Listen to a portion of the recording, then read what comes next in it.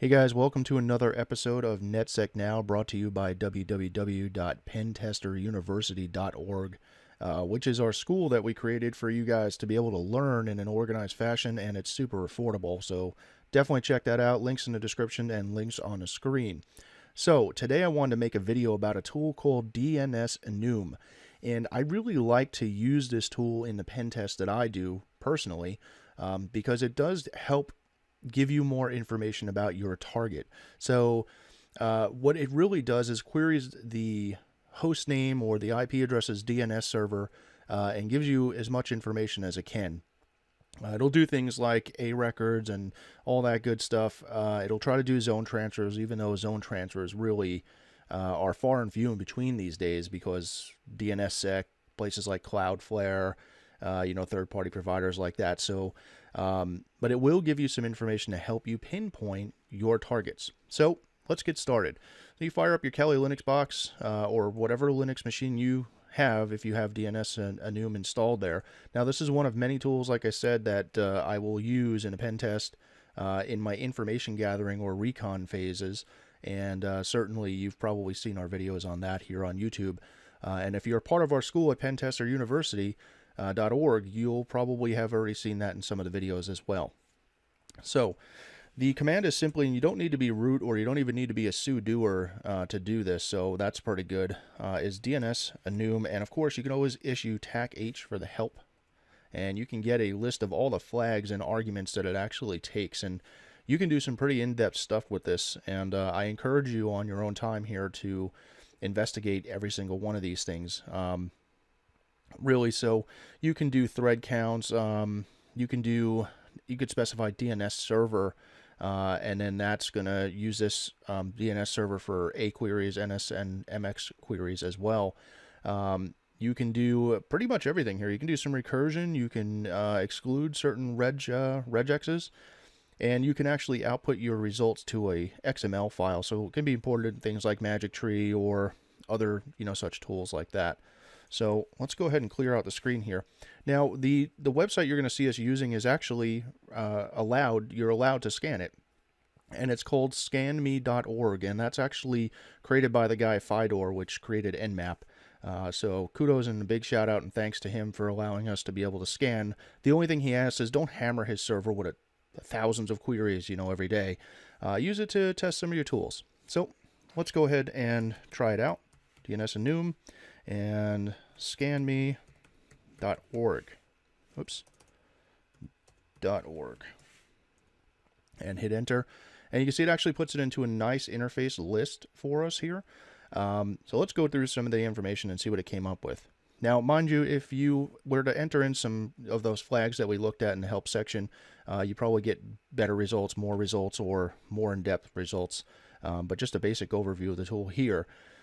The host that we scanned was scanme.org, of course, and it listed as host addresses. And for scanme.org, the DNS A record here is 74.207.244.221. So that's what the IP address is of this actual domain name here.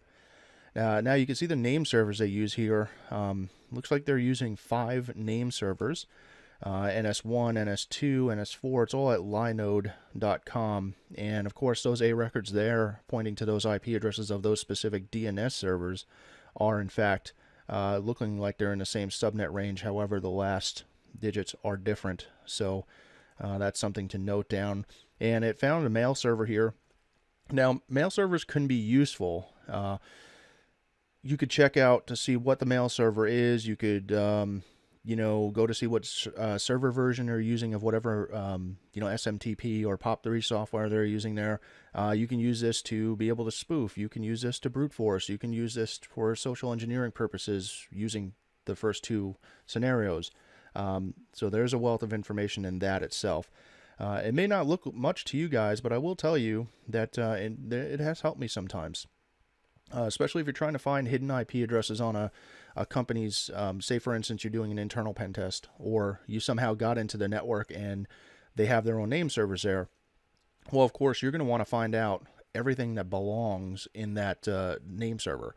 So any kind of hidden IP addresses or services maybe that are hiding on different servers somewhere, Definitely a good tool. So, of course, like I said, I tried to do a zone transfer here and get the Bind version. Bind is the software that runs most DNS servers, especially the ones out in the world these days. And of course, it can't do any zone transfers. It was refused because I'm sure he's using DNSSEC or Cloudflare or something to that effect. Zone transfers are very, very bad, right? So it used to be where that was like nobody really knew about it until we found out that zone transfers were quite possible by public users. Now you have to have keys and all sorts of stuff, but authoritative and stuff like that. But it was dangerous because it gave out just a crazy wealth of information. So, of course, nowadays, as time progresses, things get patched and fixed. So that's definitely good. You can specify brute force files to brute force subdomains.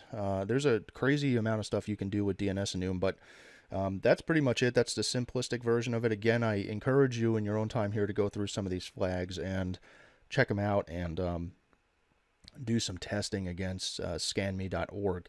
And again, guys, I hope to see you in the school. A lot of you I do see in the school, and I appreciate all that. I appreciate the support.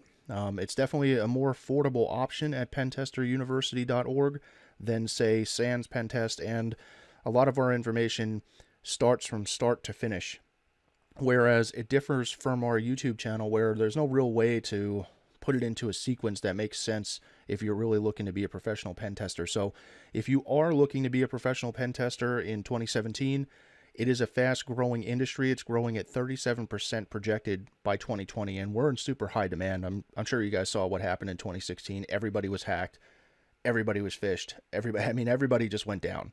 So this year, it's in huge demand. So if you want to get on the train and make some good money while you're having fun and doing what you like, head on over to pentesteruniversity.org and check it out.